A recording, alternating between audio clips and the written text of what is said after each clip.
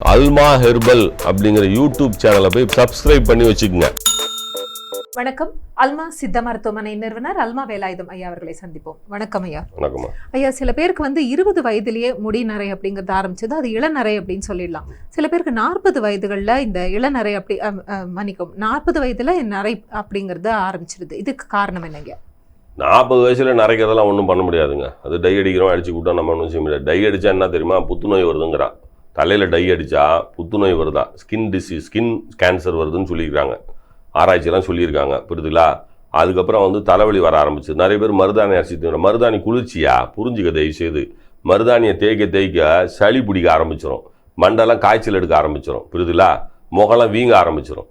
தேவையில்லாமலாம் வேலையெல்லாம் பண்ணாதீங்க. உடம்புன்னா பித்தமாக கவமாக சளி உடம்புக்கார மருதாணி அடித்தா என்ன ஆகும்?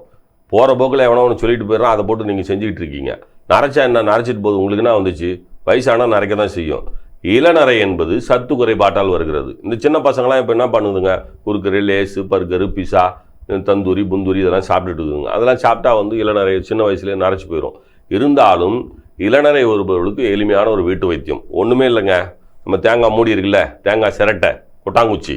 இந்த கொட்டாங்குச்சி, ஒரு தேங்காவுடைய கொட்டாங்குச்சி எடுத்து நல்லா தீ வச்சு எரித்து சாம்பல் ஆக்கிக்குங்க. நல்ல கண்ணங்கரையல்னு வந்துடும். அதை நல்லா அம்மியில் போட்டு அரைச்சிங்க. அம்மி யார் வீட்லையும் இருக்கிறது இல்லை, அது வேறு கதை. அம்மி இல்லைன்னா மிக்சியில் போட்டு அரைச்சிங்க. மாவாக்கிக்கணும். நல்லா பவுடராக வந்தவுடனே அந்த பவுடரை ஒரு 1/2 லிட்டர் தேங்காய் எண்ணெயில் போட்டு கொதிக்க வைங்க. அதாவது கொதிக்கிறதுனா ஸ்லிம்மில் வச்சிடணும் ஸ்டவ்வில். 2 மணி நேரம் இளம் சூடாக அப்படியே கொதிச்சுக்கிட்டே இருக்கணும். அந்த தேங்காய் எண்ணெய் கொதித்த பிறகு நல்லா புரிஞ்சுக்குங்க, ஒரு தேங்காவுடைய கொட்டாங்குச்சி சிரட்டையை நல்லா தீ வச்சு எரித்து சாம்பலாக்கி அதை மிக்சியில் போட்டோ இல்லை அம்மியில் வச்சோ நல்லா அரைச்சி பவுடர் ஆக்கி 1/2 லிட்டர் தேங்காய் எண்ணெயில் போட்டு 2 மணி நேரம் நெருப்பில் லேசாக வச்சுட்டிங்கன்னா அதன் பிறகு எடுத்து வடிகட்டி புட்டியில் அடைச்சி வச்சுக்கோங்க. தினந்தோறும் அந்த எண்ணெயை தடவி கொண்டு போனால் 6 மாதத்தில் நரைமுடி மாறிவிடும். 6 மாதத்தில் இளநரை மாறும். 40 வயசுக்கு மேலே இருக்கிறவங்களும் தடவுங்க, கருப்பாயிட போகுது. நீ 50 வயசுல முடியலாம் கருப்பாயிடுச்சுன்னா உனக்கு அப்படியே சத்து வந்துடலாம் நினைக்காத. அதெல்லாம் நடக்காது. ஒன்றா நீ நினச்சிக்கலாம் மனசுக்குள்ளே அப்படியே கருப்பாயிடுச்சு ஓகே அப்படின்னு நம்மளை பார்த்து அப்படியே இளமையாக இருக்காங்கன்னு நினைப்பேன். அப்படிலாம் ஒன்றும் கிடையாது. மனசு இளமையாக இருக்கணும், மனசு இளமையாக இருக்கணும். இந்த வைத்தியத்தை பயன்படுத்திக்கங்க.